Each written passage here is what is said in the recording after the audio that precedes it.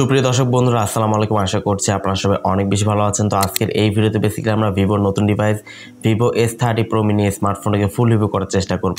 এই স্মার্টফোন কিন্তু খুবই ছোটখাটো সাইজ, কম্প্যাক্ট সাইজ, হাতে নিয়ে কিন্তু অনেকটা প্রিমিয়াম ফিল হয়। সেই সাথে স্মার্টফোনতে ইউজ করা হয়েছে 6.31 ইঞ্চি সাইজের একটি ফুল এইচডি প্লাস রেজোলিউশনের LTPO AMOLED display, MediaTek Dimensity 9000 plus এটি মোস্ট পাওয়ারফুল গেমিং চিপসেট, সামনে পেছনে উভয় সাইডে 4K রেজোলিউশনের ক্যামেরা সুবিধা, 6500 mAh বিশাল ব্যাটারি, সাথে থাকছে 90 ওয়াট ফাস্ট চার্জিং সুবিধা, আরো থাকছে উল্লেখযোগ্য ফিচার। তো Vivo S30 Pro mini smartphone exactly আপনার জন্য কেমন হবে, ফোনটার প্রাইস কত এবং ফোনটিতে কেমন গেমিং পারফরমেন্স পাবেন, সমস্ত কিছু আজকের এই ভিডিওতে আলোচনা করার চেষ্টা করব। অবশ্যই ভিডিওটি সম্পূর্ণ ওয়াচ করবেন। ভিডিও শুরু করার আগে যারা এখনো পর্যন্ত আমাদের চ্যানেলকে সাবস্ক্রাইব করেননি, সাবস্ক্রাইব করে বেল বাটনটা অল সিলেক্ট করবেন পরবর্তী প্রত্যেকটা ভিডিওর আপডেট সবার আগে পাওয়ার জন্য। চলুন তাহলে শুরু করে দিই আমাদের আজকের ভিডিও। ফার্স্ট অফ অল স্মার্টফোনকে আনবক্স করলে আমাদের চোখে পড়বে কাঙ্ক্ষিত স্মার্টফোনটা, কিছু ইউজার ম্যানুয়াল পেপারস, সুন্দর একটি সিলিকন ব্যাক কভার, 90 ওয়াট চার্জারটি এবং টাইপ সি কেবল। এতে মোটামুটি স্মার্টফোনের বক্স কন্টেন্ট এগুলি থাকছে। ফোনটা ডিজাইন এবং লুকস এর কথা বলতে গেলে ব্যাক সাইড ডিজাইনে কিন্তু একদম সিম্পল মিনিমাল রাখার চেষ্টা করেছে। ফ্রন্টে কিন্তু মেটাল পাঁচল ক্যামেরা ইউজ করা হয়েছে এবং স্মার্টফোন কিন্তু খুবই ছোটখাটো, হাতে নিয়ে কিন্তু অনেকটা কম্প্যাক্ট ফিল হয়। ওয়েট রাখা হয়েছে মাত্র 186 গ্রাম, 80 মিলিমিটার এর থিকনেস রাখা হয়েছে এবং স্মার্টফোনে কিন্তু IP69 এর কিন্তু রেটিং থাকছে। তো সেক্ষেত্রে কিন্তু 1.5 মিটার পর্যন্ত পানির নিচে কিন্তু ফোনটাকে আপনি ইউজ করতে পারবেন একটা সার্টেন টাইম পর্যন্ত।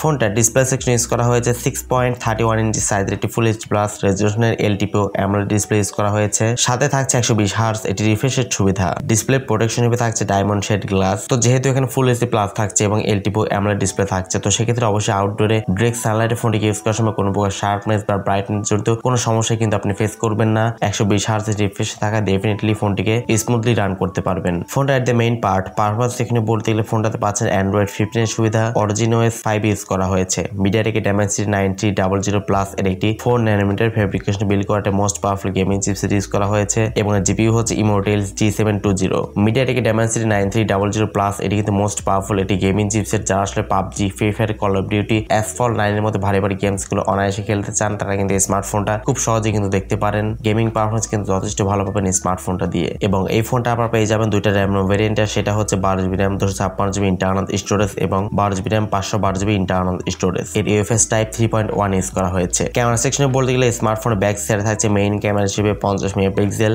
সেকেন্ড ক্যামেরাটি 50 মেগাপিক্সেল এটি প্যারিস্কোপ টেলিফটো লেন্স ইউজ করা হয়েছে এবং থার্ড ক্যামেরাটি 8 মেগাপিক্সেল এটি আল্ট্রা শুটার ইউজ করা হয়েছে। ফ্রন্টে থাকছে 50 মেগাপিক্সেল একটি ক্যামেরা। ফোনটার সামনে পেছনে উভয় ক্যামেরা দিয়ে সর্বোচ্চ 4K তে 30 fps ভিডিও রেকর্ডিং করতে পারবেন। Video quality and photo quality যথেষ্ট ভালো থাকছে এই স্মার্টফোনটাতে। এছাড়া ফোনটাতে অ্যাজ ইউজুয়াল যে সমস্ত বিষয়গুলো যেমন লাউড স্পিকার, 3.5 মিলিমিটার হেডফোন জ্যাকটা থাকছে না, under display optical fingerprint scanner সুবিধা পেয়ে যাচ্ছেন এবং এই ফোনটাতে কিন্তু NFC সহ ইনফ্রারেড পোর্টের সুবিধা পেয়ে যাচ্ছেন। তো এট লাস্ট ফোনটার ব্যাটারি সেকশনে বলতে গেলে ফোনটা ব্যাটারি ইউজ করা হয়েছে 6500 mAh এটি ম্যাসিভ ব্যাটারি সেটআপ এবং বক্সের সাথে পেয়ে যাচ্ছেন 90 ওয়াট এটি ফাস্ট চার্জিং সুবিধা। 6500 mAh দেওয়াতে অবশ্যই ভালো পরিমাণে এটি চার্জ ব্যাকআপ এখান থেকে আপনারা অনায়াসে পেয়ে যাবেন। স্ক্রিন অন টাইমে কিন্তু 4-5 ঘন্টা কিন্তু অনায়াসে ব্যাকআপ পেয়ে যাবেন স্মার্টফোনটা থেকে। আর যদি নর্মাল ইউজ করেন তাহলে অবশ্যই 2 দিন মতো কিন্তু চার্জ ব্যাকআপ এই স্মার্টফোনটা থেকে অনায়াসে আপনারা কিন্তু পেয়ে যাচ্ছেন। ভিভো S30 Pro মিনি স্মার্টফোনে কিন্তু খুব শীঘ্রই বাংলাদেশের বাজারে কিন্তু লঞ্চ করা হবে অফিশিয়ালি অথবা আনঅফিশিয়ালি। স্মার্টফোনের প্রাইসটা হতে পারে সম্ভবত বেস ভেরিয়েন্টটা 50,000 টাকা প্রাইস সেগমেন্টের আশেপাশে কিন্তু এই স্মার্টফোনের প্রাইসটা হতে পারে এমনটা এক্সপেক্ট করা যাচ্ছে। তো এই প্রাইস সেগমেন্ট ফোনটা এক্স্যাক্টলি আপনার কাছে কেমন লাগলো সেটা কিন্তু কমেন্টস করে জানাতে পারেন। আজকের মতো এই পর্যন্তই। আল্লাহ হাফেজ, আসসালামু আলাইকুম ওয়া রাহমাতুল্লাহ।